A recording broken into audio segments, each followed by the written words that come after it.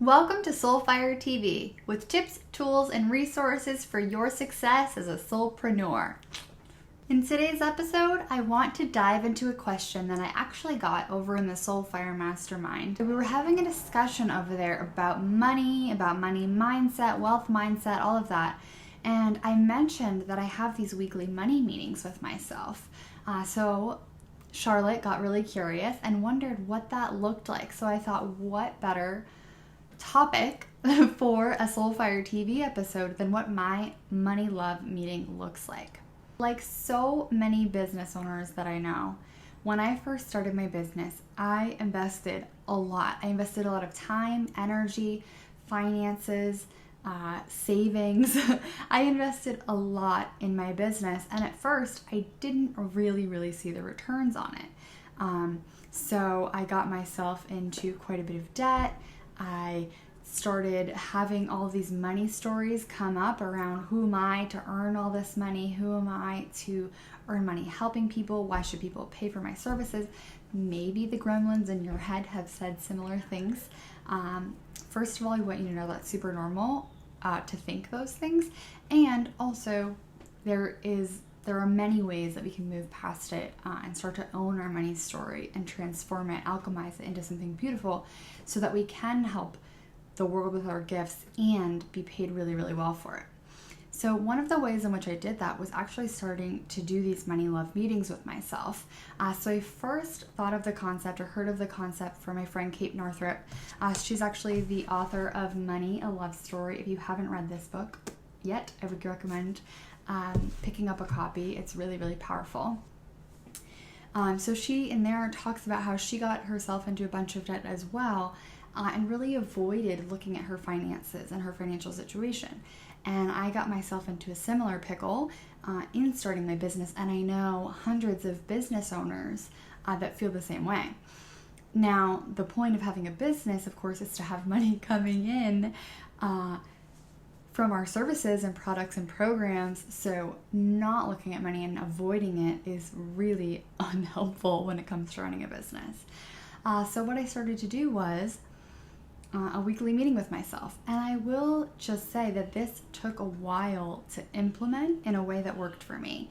At first, I tried to be really rigid with myself. Okay, every single morning I'm going to look at my bank accounts.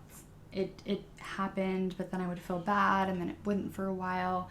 And then I got myself into a cycle of like missing payments or not really knowing how much was in my account, or getting a ton of fees built on top because, like overdraft fees and stuff like that.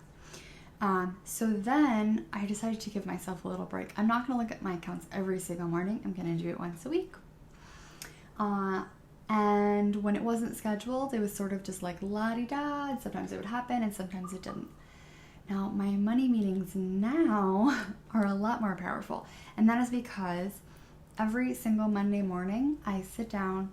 First of all, I wake up, I have a beautiful breakfast, I have some coffee or I have some tea or some nice water, and I sit at my desk and I make sure everything's all organized on it and beautiful.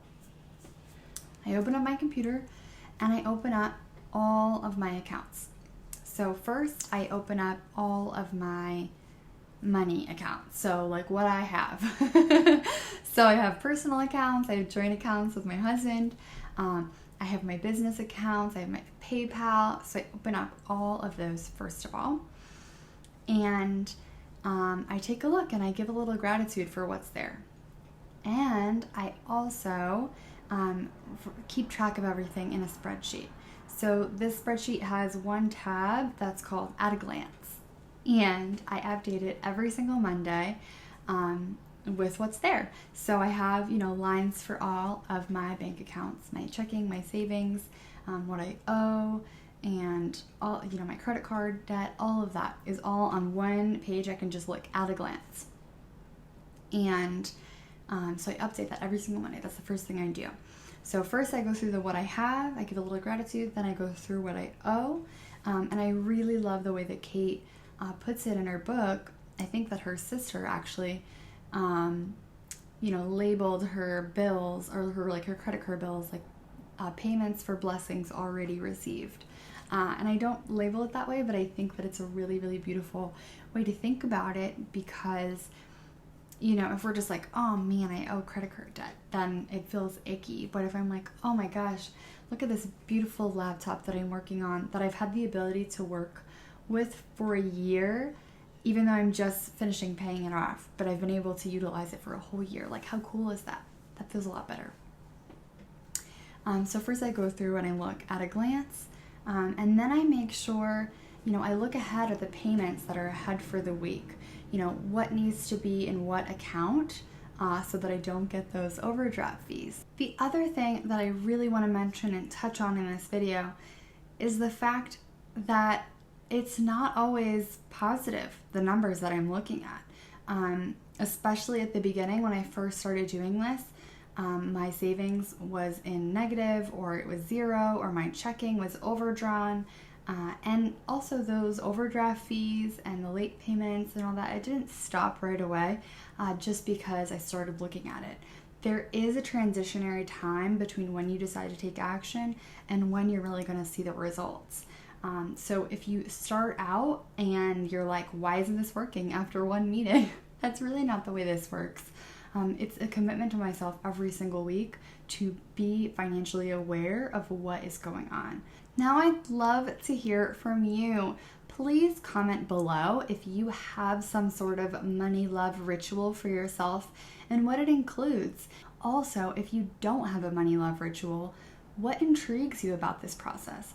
What simple thing could you start with? Maybe you don't have a whole ritual around it on Monday mornings, but maybe you just check your bank account every once in a while. Whatever it is, I would love to start the discussion around loving up our money and talking about a wealth mindset on a weekly, if not daily basis. So I'd love to hear from you in the comments, and I will see you in the next episode of Soulfire TV.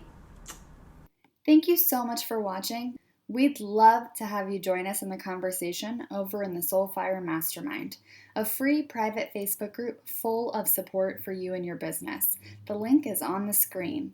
And I will see you in the next episode.